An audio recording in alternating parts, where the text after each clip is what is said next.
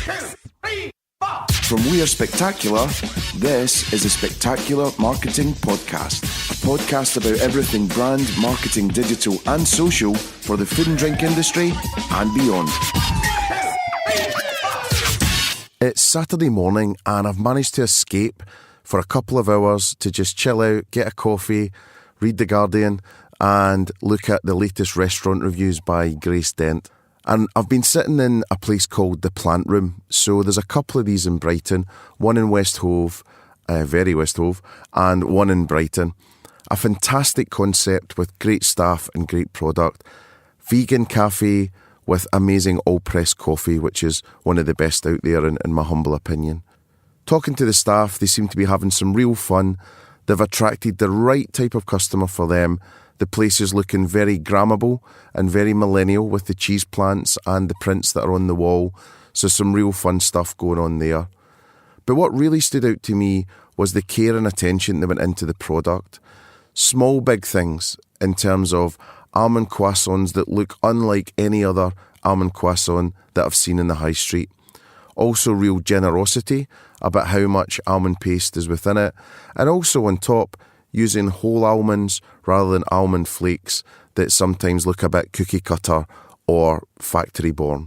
So hats off to them, they're doing an amazing job and also they're leading the market because it wouldn't look like there was a huge market for vegan stuff when you look around the high street that they're sitting on. But the market will come to them and I really hope they'll be very, very successful. So thinking also about Grace Dent and The Guardian and restaurant reviews, Grace has a wonderful personal brand and it's something that myself and this week's guest, Simon Iredale, talk about in terms of small big things that will make your business a success, that real attention to detail, and also the importance of personal brand and how you can start on that journey to really build yourself as a beacon for the discipline that you're working in. Simon's an old boss. He was an old scary boss actually, but we start off having a bit of a giggle and then we get into the real meat of the conversation. I hope it really helps you in your business and I'll catch you after the episode.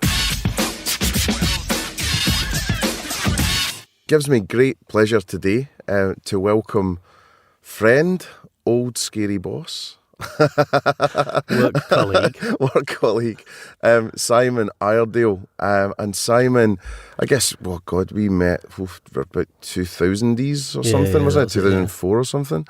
And we worked for a little agency called Tableau, which I'm sure we'll sort of refer to over the course of the podcast. So some really good times in that farmhouse with your dog as well, which was always good fun. Yeah, that's it. And also Simon now went off from there and hugely successful in terms of both with his business and his own personal brand, which we might touch on a little bit later on as well. So welcome. Welcome, Mark. Thank you. Just to paint a picture, we are in basically a garden hut kind of construction. Very comfy garden hut, I've got to say. There's lots of padding everywhere. And it's going to be a sauna of a garden hut by the end of it. It's very cosy. Which is why I am wearing my swimming trunks. Mankini is provided. So I mean, today it was a bit of an impromptu one. You just happened to be in London. I was going to come up north and see you, so just jumped on the chance. So it was quite nice to see you this morning coming along with guitar, trilby, bit of everything, suitcase, and then you managed to sort of run it down from like Euston. A wandering minstrel. Yes, a troubadour. That's it, indeed. So so fantastic. So I mean, today we're really going to talk about just the interesting stuff that you've got to say, and we've talked about it many times in terms of how people can really go about turning around the fortunes of their business, because so many people can't see the forest for the trees, and all they're sort of thinking about is next day or the next financial period, and they're not actually putting their foot on the ball and looking forward to say, right, how can I make a fundamental difference? And for today, this just won't help people in the food, drink and pub industry, etc. It'll help anyone listening. So so over to you. You've got a lot to say on it. Okay, so if I speak to any businesses, it doesn't matter whether it's food and drink or double glazing or sound booth operators. I think that we've kind of lived through a huge paradigm shift with the whole digital thing. And I think the thing that frustrates me most is that people kind of see digital as a bit of a holy grail, and they kind of jump at that without getting the house in order.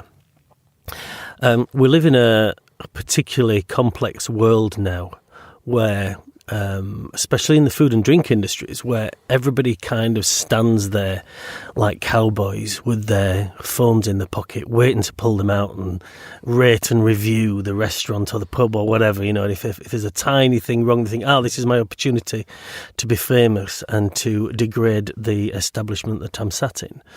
So what I always try to say to people, just to kind of set the scene really, is I find digital a bit of a distraction, which coming from somebody who owns quite a large digital agency, it's quite a strong thing to say. Or is it reverse psychology? It may well be. Or is it? I just think that in the world that we live in now, where people can talk about my personal brand is Simon Iredale, which is personal training for business. And the reason why I call it that is because I believe that your marketing is purely the clothes that you wear in your business. That's what it is. It's kind of the mask. When you take those clothes off, do you still look as great underneath? And that's kind of the thing. So, and there's there's two things that digital does, which is expose you and reveal, amplify your business. So it reveals your business and it amplifies it. So if you haven't got all your ducks in a row with your business, making sure that the entire end-to-end operation is squeaky clean, then digital will expose that. And with a world such as the pub food industry, you will have people, as I said, stood there with their phones ready to give you a good kicking. If Phone slingers. Exactly, if you haven't got it quite right. So, just on that point though, and I think it's, we got brought up together, I suppose, and to a certain extent, and I think what I'm finding is people who worked in digital in the early days just do see it the way that you've just talked about, where it's just another channel, it's just another thing, and actually the people that put too much emphasis on it are kind of late to the party. So it's almost like we saw the movie first or the band first, and then we're kind of over it, in the sense that it just fits into everything else. It's then that you're right, and that's all it is. It is just purely a channel. Yes, of course, it gives us incredible abilities to be able to drill deep into who our audiences are. And if you look back in the day before the internet,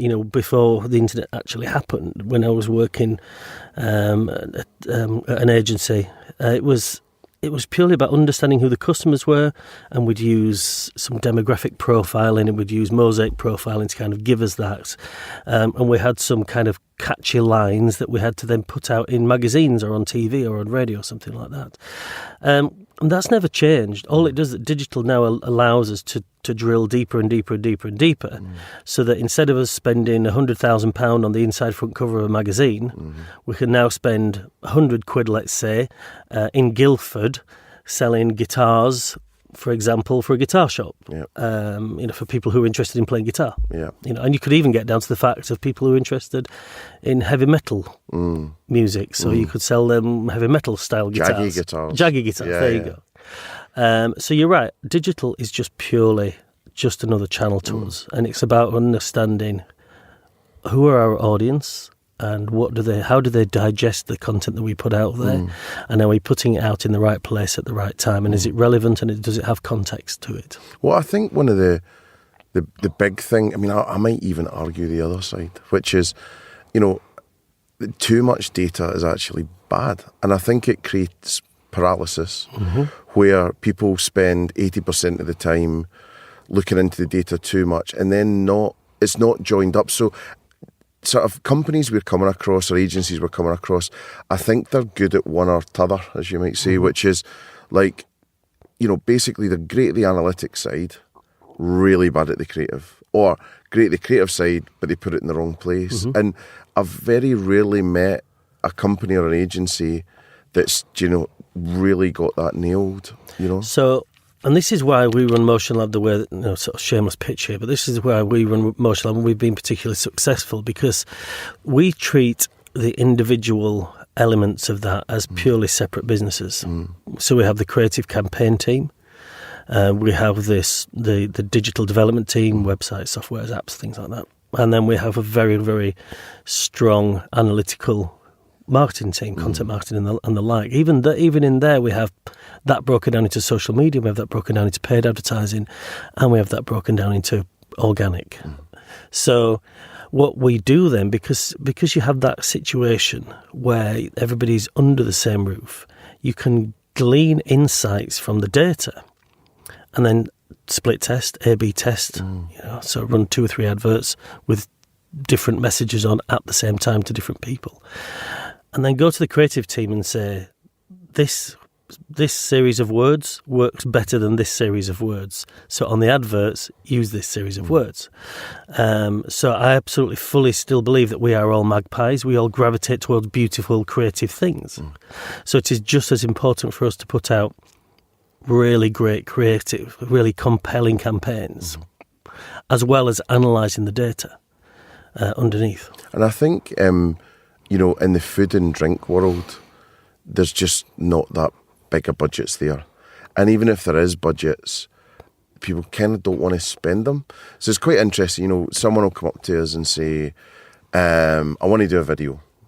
And they've got to the answer before any thoughts. You're like, okay, have you really thought about why you want a video? But then they'll just say, and I've got £12,000, £15,000, whatever it is. And so what we always try and do is bring them back from the whole thing and go, well, who are you trying to target with what message? What is it? Exactly. And then you can't just put a nominal figure on it. So if you actually say, let's go back and say, right, I want to change my, Tuesday sales or my events business or whatever it is, and basically then say, well, what's the size of the prize? Oh, it's 3 million quid. Right. So you think you can do, a nominal fee, no matter what the nominal fee is, and try and get them out of that conversation about that number. And I think the other thing with the budgets being so small, and there's a lack of discipline, I think, in food and drink marketing as well, because people have rarely came from big marketing training. So it's so ops-led. The marketers are, seen as promotion jockeys, which I've been called back in the day. And, the whole sort of thing is, they don't do it methodically like that, and persuading them to say A/B tests, runway data, it's actually quite a lot of hard work to convince. And also the timelines are, we need Mother's Day up tomorrow because we've just remembered it's Mother's Day. Yeah. No, so, well, I think the whole thing with money, and I work with I've just literally invested in a small garlic butter business. That is one lady in a kitchen, okay, but I believe in it. It's fantastic. She does vegan garlic butter. But the thing there is that she hasn't got any money at all. Yeah. And I said, we don't really need that right now at the start, okay? All we have to do is ensure that that product is absolutely brilliant, as it's absolutely, and we are going to get people talking about it. So what we're going to do is we are going to capitalise on the people who buy your product and do everything that we fully can to use the double-ended funnel. So traditionally we'd have this, a single funnel that looked like a triangle. You'd wave something at the front end as a promotion. They would enter the funnel and they come out the other end. Now we're concerned about ensuring that we treat those people as real advocates. And we said, those are the people that's going to sell our garlic butter for us. Because they're going to try this. And we're going to say to them, look, why don't you put some content about your experience with the garlic butter? What have you made with it? What vegan things have you made with this garlic butter, etc., etc., etc. So you don't need the big budgets that we used to do. And this is the brilliant thing about digital. Because in the past, if you remember when we worked with like Lynx deodorant back in the day, they would spend £250,000 on a single page advert in Loaded magazine because it was 18 to 25-year-old boys. And that money for a digital campaign would do so much more. And you'd have to wait 3 months to get the response back. Did that actually do anything? And we said, well, we had 300,000 people look at the advert. Ergo, we had 300,000 18 to 25-year-old boys look at the advert, which have probably gone out and bought it. what a load of bullshit. Did they really? Do you know what I mean? Usually you just get it, at Christmas from your auntie in a box. You get Links Africa. But this is what's still frustrating. I mean, without wanting to sound like Gary Vaynerchuk, I mean, that whole frustration of these massive brands still going out there and spending $360,000, I think it is, for an inside front cover gatefold of Vogue magazine to stick an advert of Britney Spears sitting on a bottle of perfume because they think that the kids are going to go out and buy it. Really? Well, I think the whole thing is, it's just that no one's going to get sacked for doing that, because, again, and I have a bit of a rant now and again and it's no disrespect to the people I'm ranting about, but it's the 60-year-old male white CEOs that run, certainly a lot of food and drink businesses, but beyond that too, and it's like they don't know what they don't know. And, I think it's like I've got marketing pegged in that way, and actually in our industry there's an awful lot of PR as well, and an awful lot of wasted money on PR, launch nights and the Rolodex of people, and and actually I think it would take a brave CEO, CMO, marketing person, whatever, to go in and go, stop all this. I want to change it up, and actually you're probably risking your job by doing that, because the only frame of reference for the CEO is his 14-year-old daughter that's on Snapchat. And everyone, frustratingly, is, and it happens all the time, so personal about marketing. Yeah. And you can't be, you've got to be open-minded. And I hope that, and I think you're the same, you could sell WD-40, which we did back in the day, or Big Yellow Storage Company, and all the way to Wonderbar, whatever it is, because you would be open-minded about it. But I think too many people market to themselves pretty much. So this is what I always say, and I say this quite vehemently. I guess is maybe it's too strong a word, but the point is, I sit down with clients now and I say, do you know what? It is absolutely not your choice anymore. It's not our choice as in the agency. It's not your choice. It's the customer's choice. They will interact with, right, and they will engage with what they want to engage with. If you want a picture of yourself sat on that homepage of the website because you just think you want it for vanity purposes, but it's reducing the return on investment on the website, right? We're taking it off, unless you're happy with that reduction. So, it's a really good point that you make, that we always say to people now, as somebody like yourself who's been in this job for near on 20 years now, 20 years we've been doing this, it is really down to, and there's no as queer as folk. And we've done some things in the past that we thought were absolutely mustard. They were going to do a fantastic job and nobody's engaged with it. Then you do something totally random and the customers love it. So that's it. That's what it's all about. Yeah. I think the oddest things are true as well. And if you do like the details with another agency who will remain nameless for this example, but they were doing some beer work, and sort of what would you say, like instinctively you would think that it would be people drinking this beer that they were pushing, that would be the one, but it turned out it was just this massive close-up of frosted glass with the drip going down the side was the one that was outperforming by a long way. So it's just kind of interesting that way. And I think also what tends to happen, because in food and drink, the teams, bless them, are so under-resourced. I mean, you've got one or two people running 60 restaurants, whatever it is.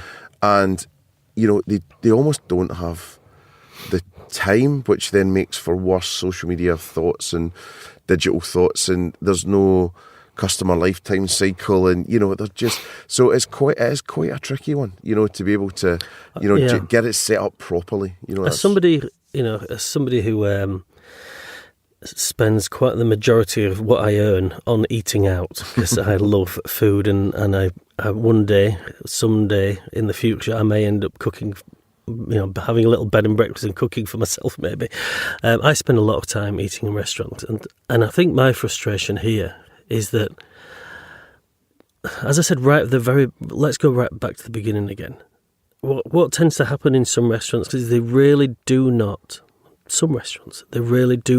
pay absolute critical attention to everything, to every little tiny last bit, because they don't. I still believe that they don't think the customers, are going to go out there and complain. And that's exactly what they do. Okay, so we've got a local restaurant where I live, and we eat there all the time. And the owner of the restaurant is pretty frustrated with me going in there because I'll always point something out. Right. And I keep saying, it's for your greater good, because I live in the village. I'm hearing what everybody's saying on the street, and you're still doing the same stuff over and over again, right? And we're the advocates. Mm-hmm. When you live in a village where you've got to drive at least 20 minutes to get to another restaurant, you're the kind of only restaurant in the village, right? And if you're frustrated that I'm telling you that when you put out a five spice sauce with your duck, and it's chicken gravy, right? Then I need to tell you that, don't I? and that's my frustration, really, is that small businesses, some small businesses, really don't focus on all those really tiny things. There's really, when I do my talks, I talk about competitor analysis, and I think for some reason, I don't know why, I think the old methodology of proper competitor analysis seems to have died. So, I said to the people, have you gone and spent time sitting in cafes? If you want to start a cafe in Preston, how many cafes have you sat in? And have you taken a list that says, does brilliantly, does okay, does poorly? Have you taken that list and have you sat in every one of those and written that down so that you have got a blueprint of how to beat them? Mm-hmm. Because fundamentally, whether you like it or not, business is a war, it's a fight, right? So when Conor McGregor goes into the ring with Floyd Mayweather knew exactly how hard he was going to get punched, how often he was going to get punched, where he was going to get punched, and he knew exactly what round he was going to tire out so he could win the fight. Mm-hmm. Exactly the same in business. If I'm starting a food and drink business, I'm going to know my competitors inside out, and I am going to do a better proposition than them at every part of my journey. So, do you think it's just complacency? Do you think they're still winning financially? Are they doing well enough to, Well, clearly not. Because we've got a, very, very similar place just on the seafront at Hove. Man, I'd give my right arm to get that site. Everyone goes to it and everyone complains about it. The prices are too high, the wait's too long, the food isn't good enough. But you they've just got this monopoly because there isn't much along the seafront for a little bit. So it's it's real, we've moved away from that area now, but, it's a real kind of well-heeled street, and I think people would pay that, but it was something like £8 for a bacon roller. So you're just like, come on, guys, really? Yeah. So that experience that they're living in right now is a short-term blessed experience until somebody else turns up on the same street and does better and listens to all those people saying too expensive, to this, to that, and does that.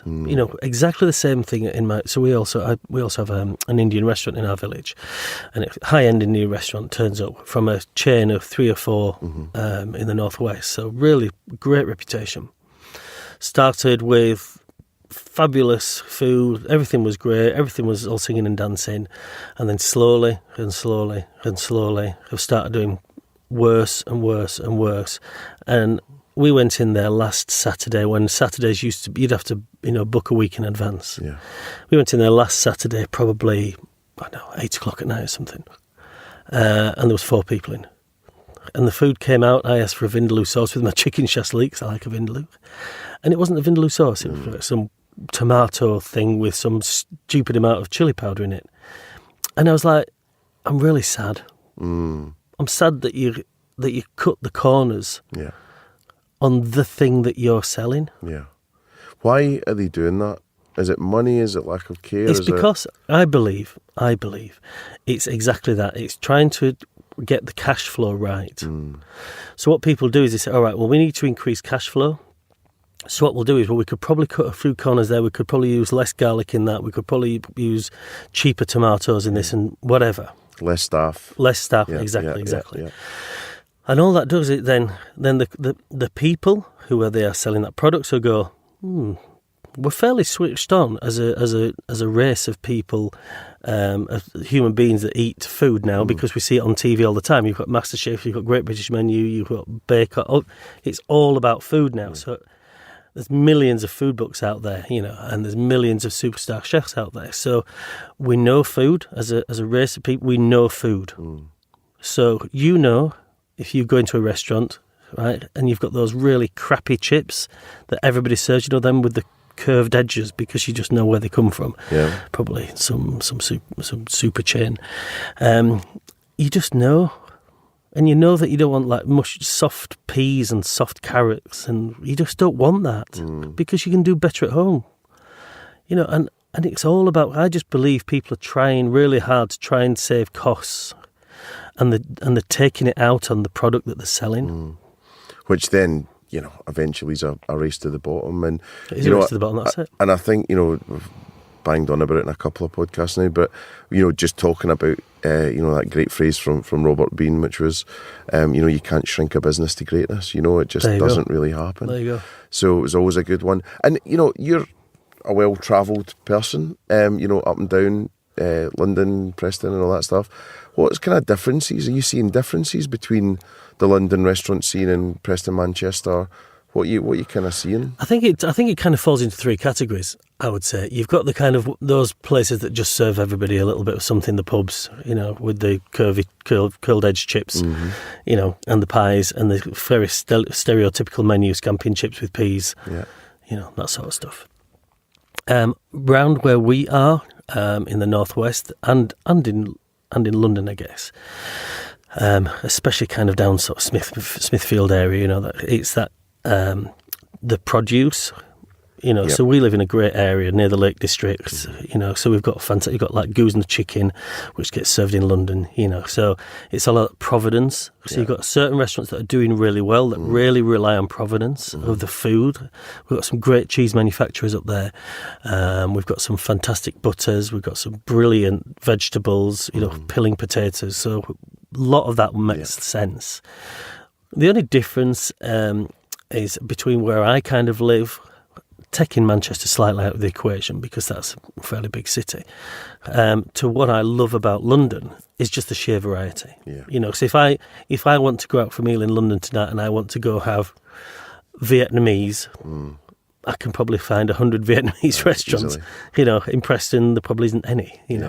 So that's, I suppose, all I would say is that I believe the ones that do particularly well in the northwest tend to be those businesses that really rely on the produce and really make sure that the produce that they are selling does really, really well, and it's really, really great quality. Yeah.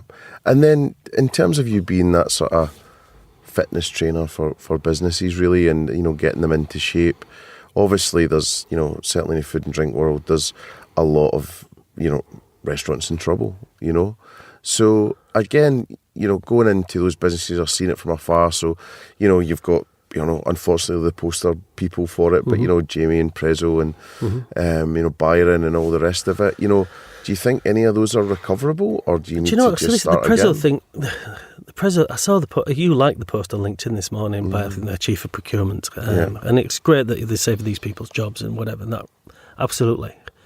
But again, and maybe it's just me, but I don't believe they sent people out genuinely asking what people thought. Okay? Because we've got a Prezzo in Poulton, we've got a Prezzo in Blackpool, we've got a Prezzo in pretty much most sort of towns near where we live. I have yet to find one person that has got one good thing to say about Prezzo food. Okay? Ask for Pizza Express. Oh yeah, fabulous. Yeah, I love Pizza Express. Love the dough ball, whatever. Yeah.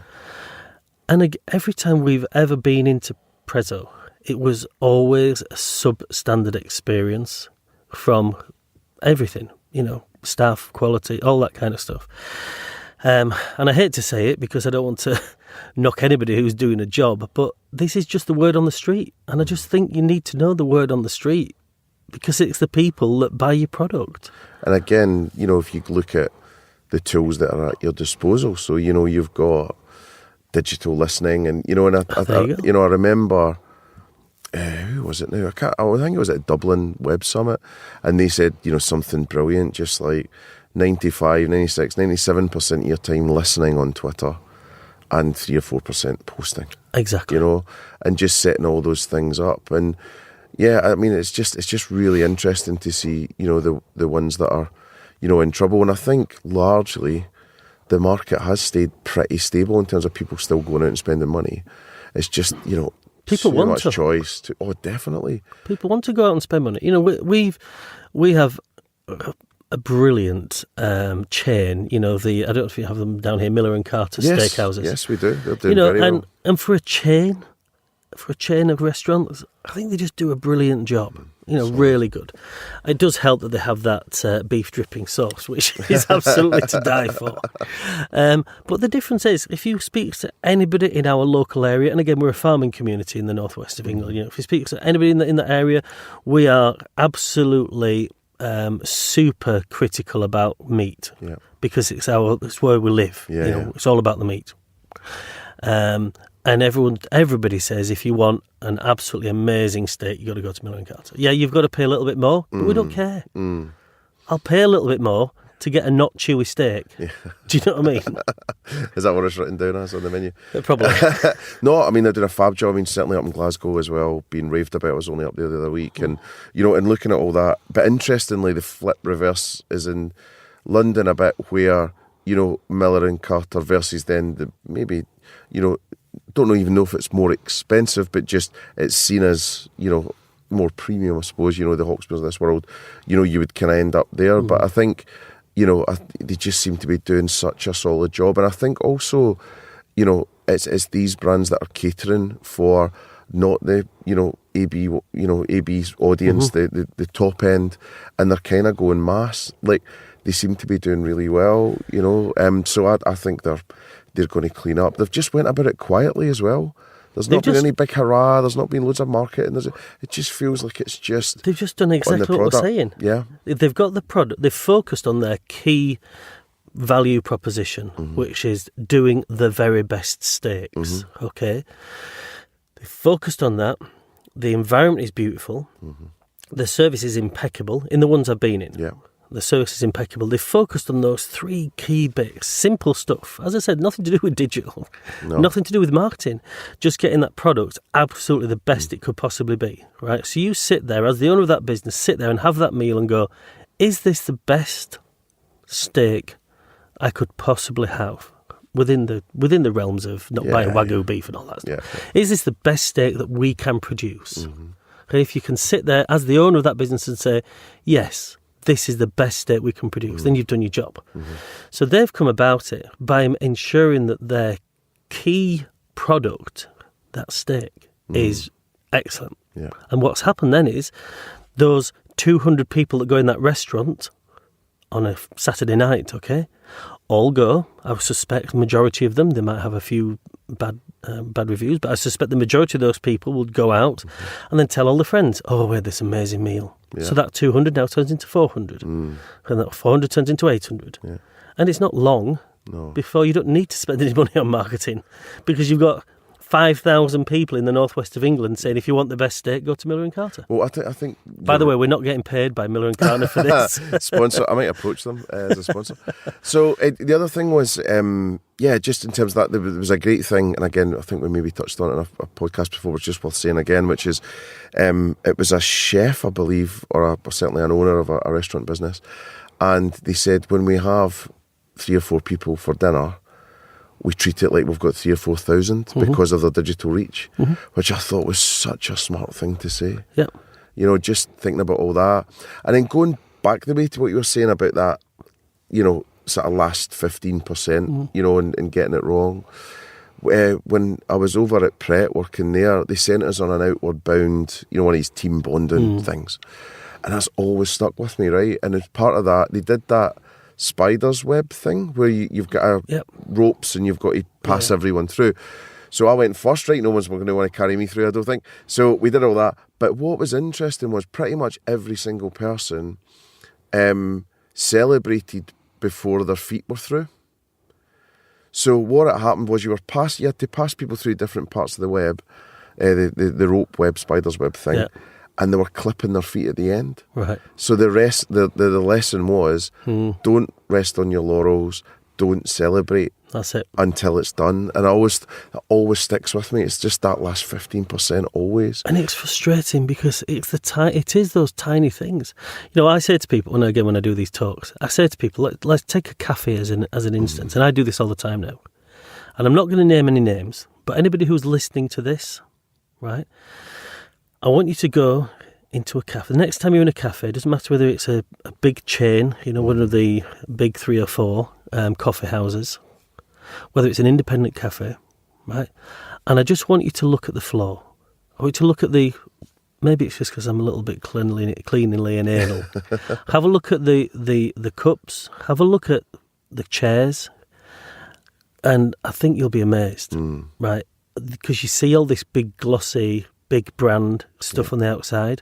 When you really look closely, okay, it fascinates me. Yeah. Right. How the tiniest of things, like just having the floor really dirty, the cup's not quite dirty, the knives and forks not clean, all those kind of last 15% things that you're talking about, even the big boys do it. Yeah. So it's like small, big things. You know, we talk about sometimes with brand, you know, it's just because, you know, there's a couple. So when I was up in Glasgow, there's a main crossroads, right, where it's Union Street and Argyle Street, I think, crossover, because into Jamaica Street. And it's a corner where there's KFC, which when I was up had no chicken, but it's sorting itself out now. Great ad, though. Oh, you have massive ad. Really good. Great ad. They've done well.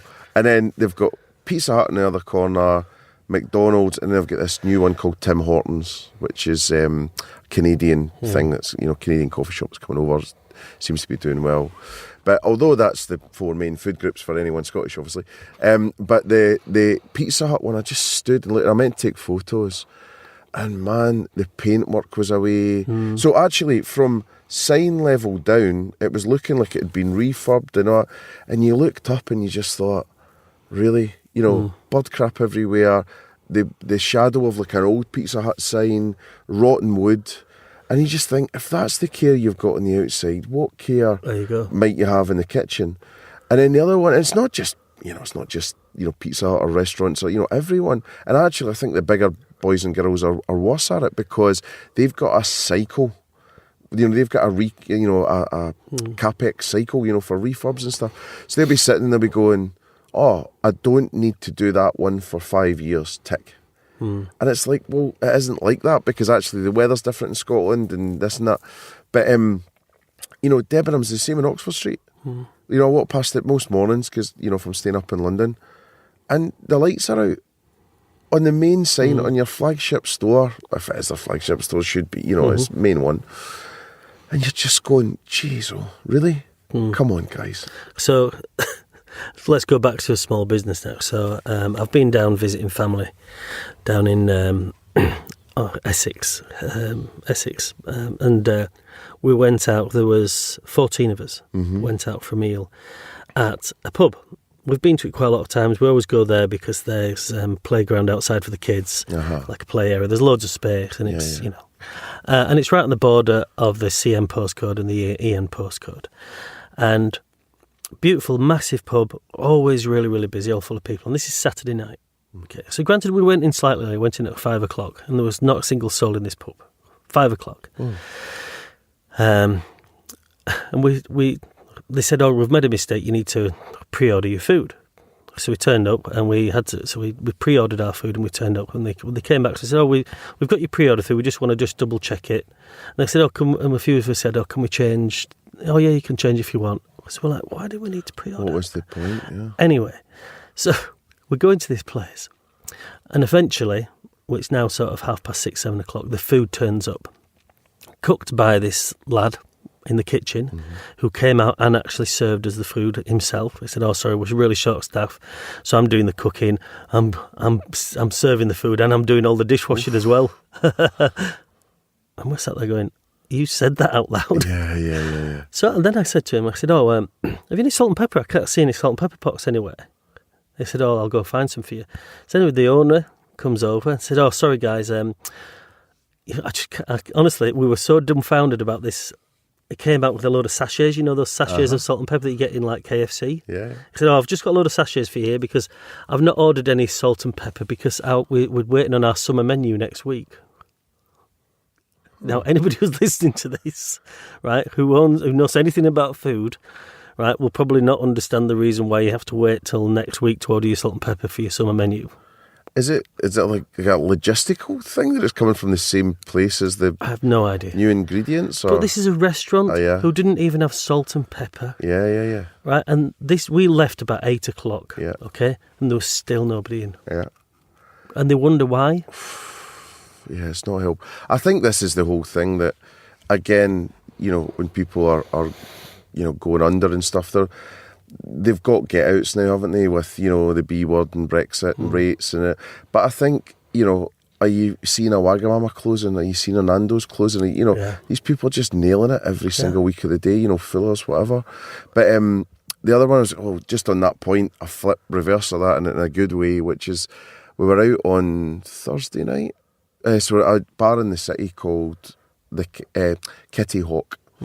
And we were having drinks and all that. So I had a couple of sort of party things going on and all that. Anyway, person we were sitting with was basically talking about this particular drink. So it was a aniseedy sort of mint kind of liqueur that and I'm being sexist because it was at the time, all the city boys used to drink. So they drank it because it cleansed their palate at lunchtime. So they'd have 2 or 3 pints at lunchtime. You had that and any whiff of alcohol was gone. So anyway, they were talking about it and they said it was kind of a little bit grappa, ouzo-esque kind of thing. So we spoke to a sommelier chap and he was an interesting guy. He was all very big character and it was all, dear boy and all this kind of old-fashioned stuff, which was kind of fun. So anyway, we were talking about this, and he says, sorry, we don't do that. We used to have it, but it's not really since the 80s that, bars really had it. And we were like, it would have been a bit of fun to have it, but hey-ho. Fast forward half an hour or 45 minutes, he's there with a tray with 4 of them. And we're just going, what the...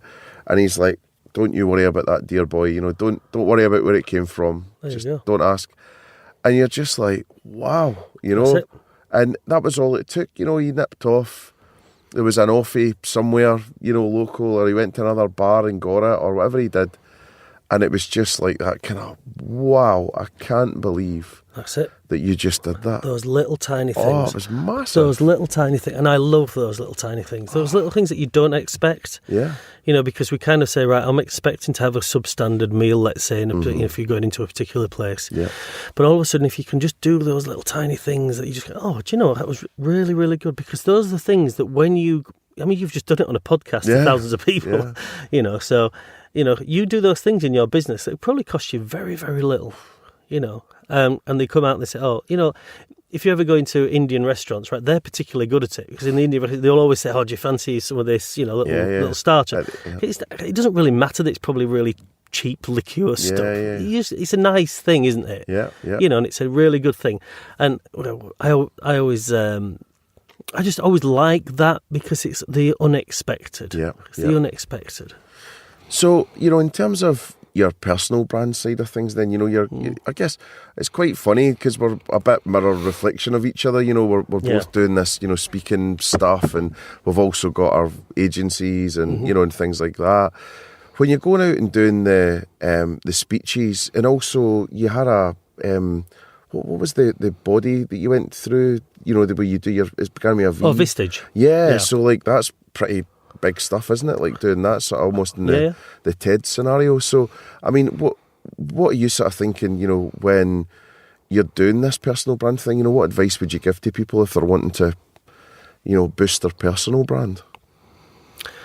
The reason I'm doing the personal brand for me personally is because I've been moderately successful in business, and we have a series of fairly substantial and strong companies. The thing that frustrates me is that when you get to an agency of a certain size that we are, a lot of small businesses really struggle, so they have to tend to go to these smaller startup companies that are offering everything quite cheap. Okay.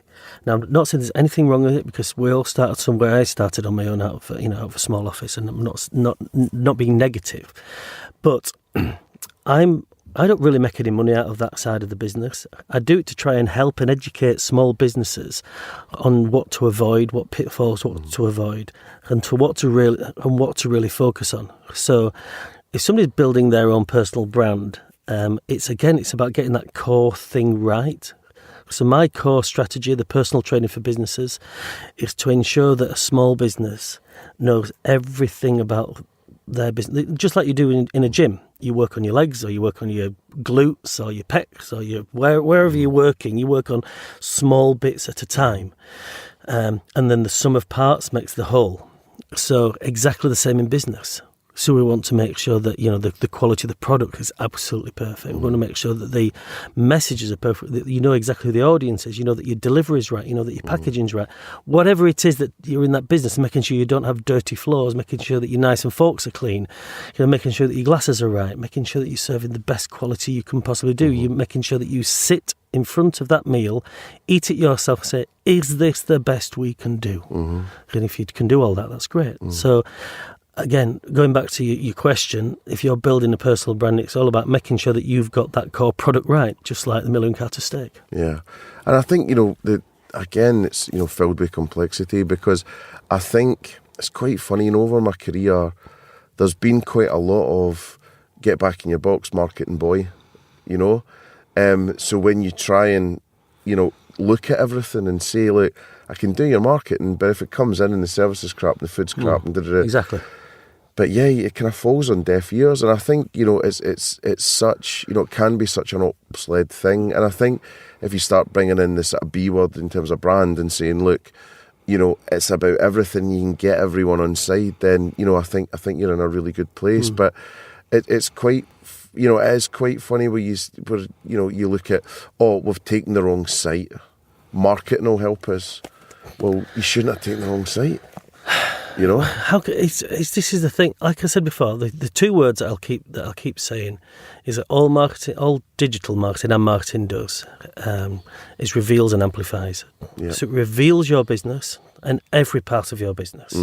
If your delivery is bad, if you're doing a delivery service, you're going to get knocked on your delivery. Okay. If your product is bad, you're going to get knocked on your product. Okay. If your environment that you're sitting people down in is bad, you're going to get knocked on that. If it's bad, so that it reveals. That's what digital does, because the customers are there and they have the tools at their disposal to say, this was appalling, I'm not accepting this. And then it amplifies it. So if you are bad, if your experience is bad, and if your locations, all those things, then digital amplifies it.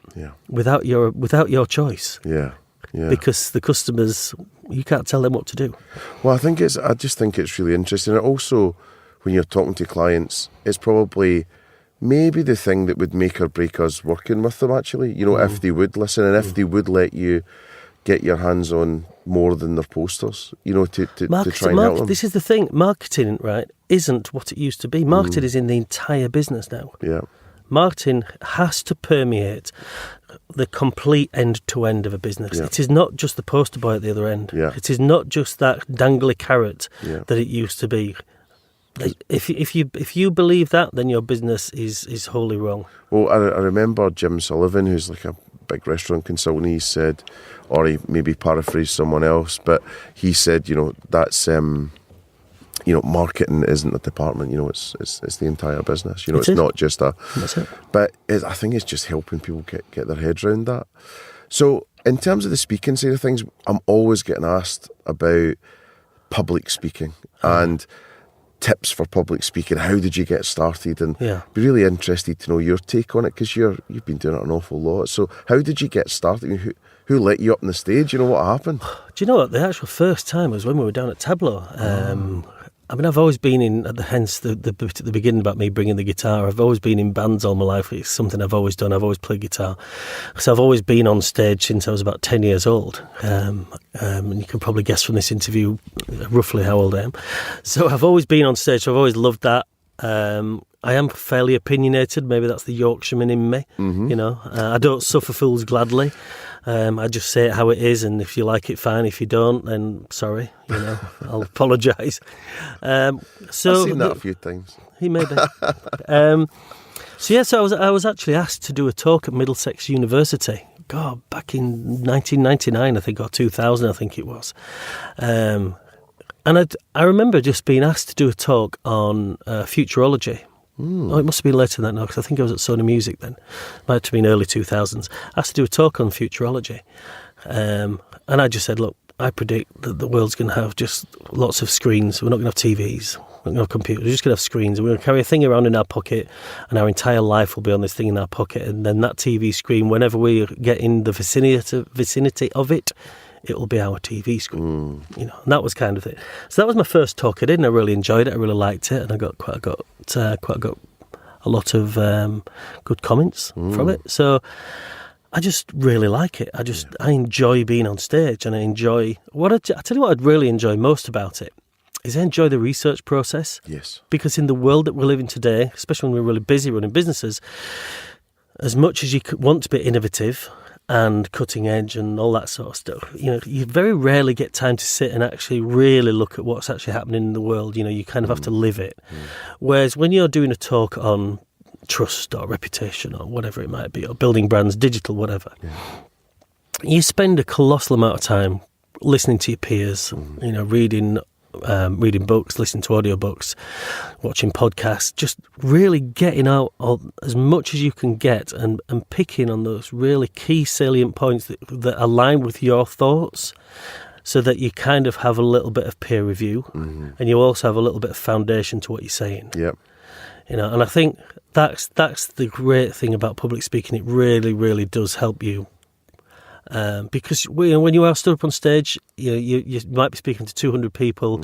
One person might be a marketing guru, the other person might have never done marketing. So you've got to try and spin something that touches everybody. You know, and that's a real challenge. But I love that. Yeah, I mean, I think it is a real buzz. You know, and I'm the same as you. You know, I like to learn things, and it gives you a legitimate excuse to your business and, you know, whoever else it is, to sit and actually go through just building a picture, building a story, and, you know, and all these kind of things. And, you know, I'm still so desperate to get that book done at some point, you know.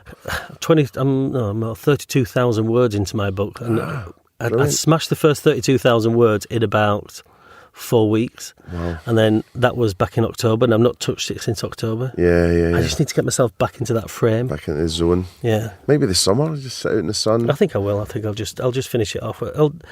Because the book I'm writing is very much about small business and all those kind of things that people forget about, you know. And how many words do you need?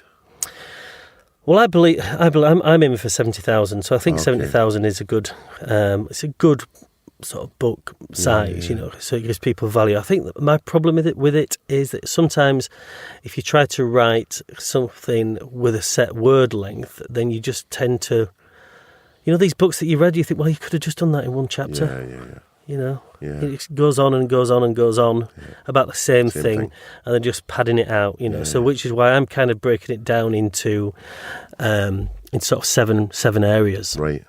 So you got the sort of areas of quality, the trust, the reputation, building your brand, you know, colours like EasyJet, when we work with EasyJet, you know, the colours of EasyJet and things like that. So I've broken it down into almost like 7 little books. Nice. Oh, that'll be cool. And then in terms of going forward and getting more speaking gigs and stuff like that, what happened there then? Did you apply to people? Did people come to you, or how did that work? Yeah, well, with the Vistage thing, I just applied to be one of their speakers, you know, and I went down to do an interview and I did my talk and I got the gig out of it. The other stuff is just because I guess I have a fairly healthy reputation online and social media, so people have asked me to do talks, and obviously I'm quite integrated with UCLAN, University of Central Lancashire. Okay. So I'm one of their ambassadors for the LE Lancashire Enterprise Partnership. Yep. So I'm part of their propeller scheme, which is helping small businesses Yeah. So I do a lot for the university. Yeah. And realistically, you know, what I'm actually going to be doing now is running a series of sort of 4-hour workshops for small businesses, and just sort of charge a sort of a nominal fee, because again, what you can actually learn in 4 hours, if you structure it right, is quite good. So I'm going to be doing a lot of that, you know, sort of stuff as well, to kind of pass that. And we're doing it at Motionlab as well. Motionlab, we're going to be doing lots of series of little workshops to help people in the digital age. And to me, you know, you were always ahead of the curve, right? So when we're working together at Tableau, you know, you were working on, you know, website things like, you know, Victoria Beckham's website, and you know, front page of the Sun newspaper, the tackiest website in Britain. So what was the claims to fame? So tackiest website in Britain. What else? My second claim to fame was New Media Age magazine. I think this was when I was at Sony Music. I was quoted on saying that Google would never work. Yep. Which I really like. The point there, though, and this is and I use this now quite a lot, the point with that was that, and obviously I was quite young at the time, but the point was, at the time there was Excite, and there was Netscape Navigator, and there was all these Ask Jeeves, bloody loads. Yeah, there was loads of them. Why does anybody need another search engine? But, you know, let's go back to this, and it's a really good point. Google just did it. They did it better. They didn't care that there was loads of other people doing it. I remember when Yahoo turned from a search engine to and they all started doing it, putting horoscopes on there and news and share prices, and completely diluting what they were. They were trying to capitalise on being a media business instead of being what they were great at, which is just being a search engine. Yeah. Now, you know, Alphabet to one side, the point, you know, the holding company for Google. Sorry for people listening. Google owns the world of search, you know, as much as Bing exists, you know, that's what it does, and it always has something. I remember watching this brilliant talk with a guy from Google saying, we used to get a guy sending us a handwritten letter telling us how many words we had on the homepage of our website, and we didn't know why. And we kept sending it saying, you now have so many words on your website, you now have so many words on your website. And they kept working out, why is this guy sending this? And all of a sudden it dawned on them, we're stopping being a search engine. So they binned it. Yeah. They binned everything and just kept that single bar on there. So I'm happy I was kind of wrong. Yeah. But the point I was making is, and the point I make now, the lesson learned now, is that if you believe you've got something, you want to go do something in a place, and you believe that market is saturated, it shouldn't stop you from doing it. No. Just make sure that you do it better than everybody else.